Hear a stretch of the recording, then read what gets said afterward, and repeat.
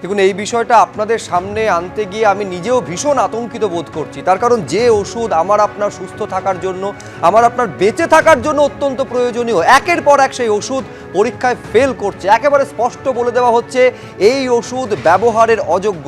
গতকাল 144টার তালিকা আপনাদের সামনে রেখেছিলাম, তার সঙ্গে যোগ হয়েছে নতুন করে আরও 134টা ওষুধ এবং ইঞ্জেকশন, তা ফেল করেছে গুণমানের পরীক্ষায়।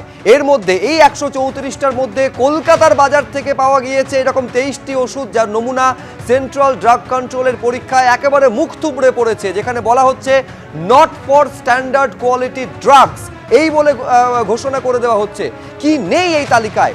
রক্ত জমাট বাঁধা ঠেকাতে ব্যবহৃত ওষুধ যেমন রয়েছে, হাড়ের চিকিৎসায় ব্যবহৃত যে ক্যালসিয়াম ট্যাবলেট তা রয়েছে, বাতের চিকিৎসার জন্য যে ইঞ্জেকশন ব্যবহার করা হয় সেটাও রয়েছে। একেবারে পরীক্ষায় তা ফেল করছে। শরীরে যদি আয়রনের ঘাটতি হয় তা ঠেকানোর জন্য যে ইঞ্জেকশন দেওয়া হয় সেটাও এই পরীক্ষায় ফেল করছে। অস্ত্রোপচারের সময় ব্যথা কমাতে ব্যবহৃত হওয়া ইঞ্জেকশন সেটাও ফেল করছে। আমি বলছি সন্দীপ, উদ্বেগের জায়গাটা এখানে 144 গতকালকের তালিকা, আজকে সেটা যোগ করলে দাঁড়াচ্ছে টোটাল 278।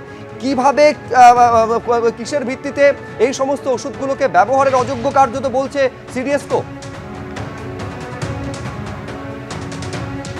দেখো, কালকের 144-এর পরে আজকের 134, এই যে 134টা ওষুধ নতুন করে ফেল করলো বলে জানালো কেন্দ্রীয় ড্রাগ কন্ট্রোল সংস্থা, তার কারণ হিসেবে এক একটা ওষুধ এক একটা কারণের জন্য ফেল করেছে।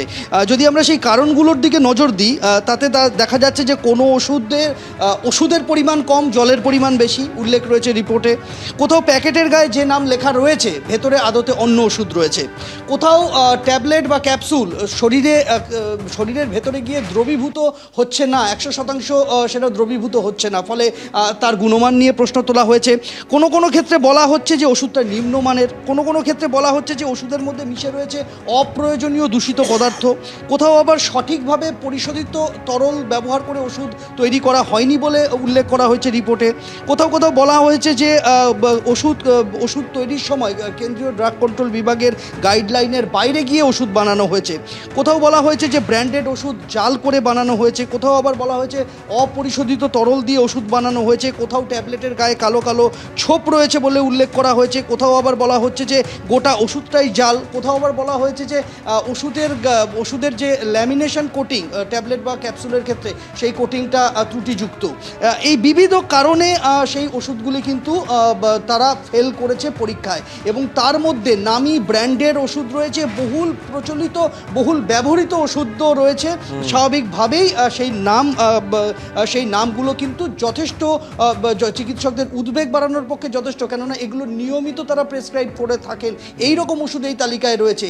এই যে 134টা ওষুধের তালিকা, এই 134টা ওষুধের তালিকার মধ্যে কলকাতার বাজার থেকে সংগ্রহ করে ল্যাবে পরীক্ষা করা হয়েছে এবং ফেল করেছে এমন ওষুধের সংখ্যা কিন্তু 23টা।